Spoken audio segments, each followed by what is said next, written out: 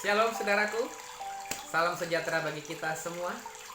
Kembali lagi bersama dengan saya, Pastor Willy Pontonubu, ingin menyampaikan berita kebenaran tentang hoax atau kebohongan.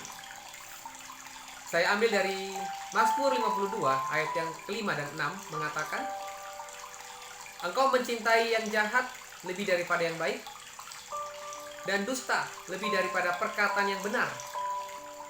Engkau mencintai perkataan yang mengacaukan, hai lidah penipu. Dewasa ini kita banyak dikirimin oleh berita-berita lewat media sosial, WhatsApp, tentang berita-berita hoax atau yang tidak bersumber atau yang perlu dipertanggungjawabkan keaslian dari informasi tersebut.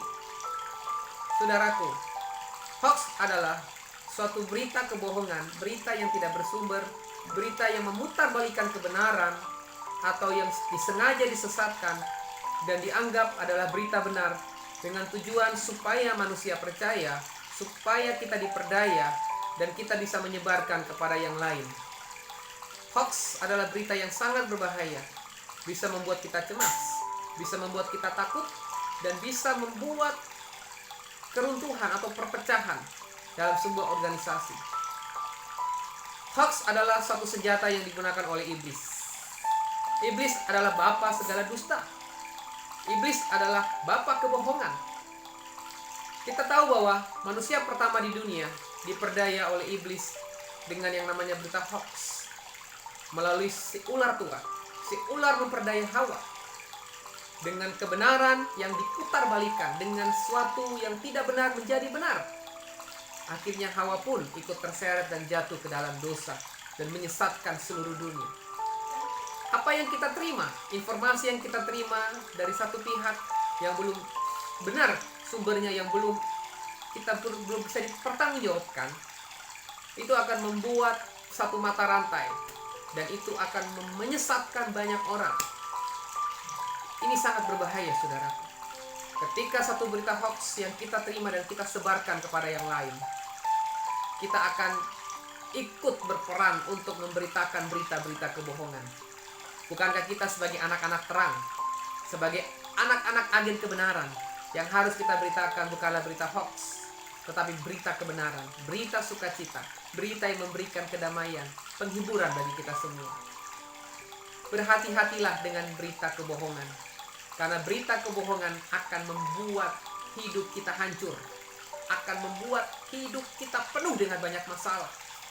Sebagaimana di dalam Amsal pasal yang ke-24 ayatnya yang ketiga mengatakan, Amsal 24 ayat yang ke-8 mengatakan, berliku-liku jalan si penipu, tetapi orang yang jujur lurus perbuatannya.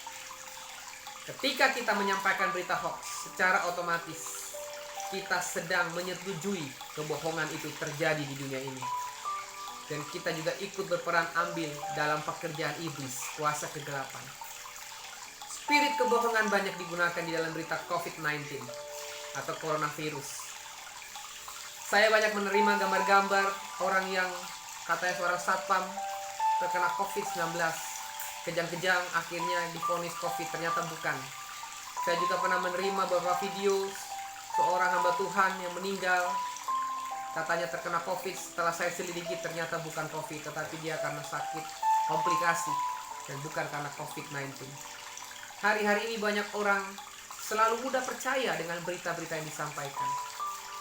Tapi pada hari ini firman Tuhan mengatakan kita harus menjadi agen-agen kebenaran, agen-agen yang membawa surat Kristus, membawa surat kebenaran yang memberikan kekuatan, memberikan semangat yang baru bagi bangsa Indonesia. Hentikan hoax mulai dari diri Anda. Hentikan kebohongan, penipuan dari diri Anda.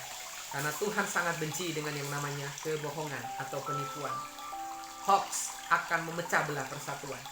Hoax akan membuat orang-orang left group atau keluar dari grup.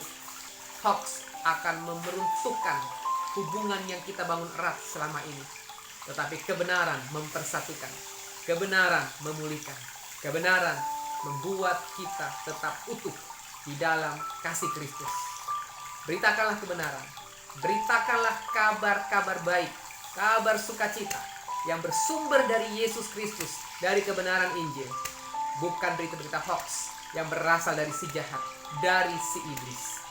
Biarlah kebenaran Tuhan menguasai pikiran dan hati kita, sehingga perbuatan kita akan lurus, karena kita adalah orang-orang benar, orang-orang jujur di dalam tangan Tuhan. Tuhan Yesus memberkati kita semua.